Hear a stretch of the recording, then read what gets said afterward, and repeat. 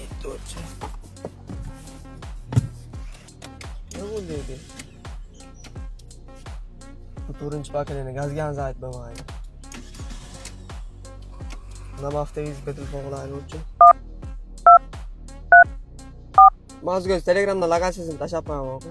Bo'ldi, tasang tezda o'tib olamiz. Hop aka. Nima bo'ldilar? Yurma qoldi, o'zingiz aytmang. Bu 4-pakelini gazga aytmaydi. 4-pakelini promil gazzavat qilish bilmaysizmi? Yo'q. Buni o'rgatib o'tib ketamiz. Birinchi tekshirib olamiz mashinani. Yaqinda benzin qo'yganmidingiz? Ha, yaqinda qo'yganman. Benzindan bo'ladi. Hozir buni servisgacha yurg'izib, qolgan ishlarni servisda bajaramiz. Oqibatdagi avtosalondagi servisimizni bilasizmi? Yo'q. Uyda ustaxona bor. Albatta. Ko'pchilik o'ylaydi, faqat salonni mashinalarga xizmat qiladi deb o'ylaydi. Biz nafaq ko'chadan qanday mashina bo'lishidan qat'iy nazar texnik ishlarni bajarib, ishlarni bitirib beramiz. Siz uchun ham eslatma, 4-pakelini gaz yuradigan haydovchilar uchun eslatma. Ko'pchilik buni bilmaydi.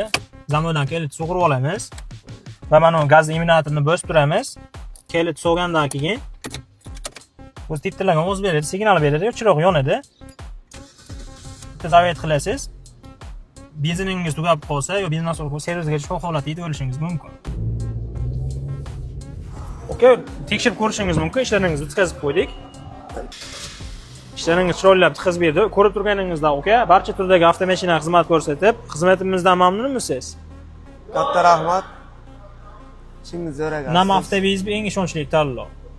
Bizning manzilimiz bu tomon Go'zal Prezdan kelishda o'ng qo'lda, bu tomon Obilmanisdan kelganda chap qo'lda. Shu avtosalonni orqa tomonda joylashgan servisimiz. Yuqorida ko'rsatib o'tdik. 4-pakelini gazni promo qilib zavet qilish layfhack hisobida video joyladik. Bu videoni saqlab qo'ying va yaqinlaringizga jo'natib qo'ying.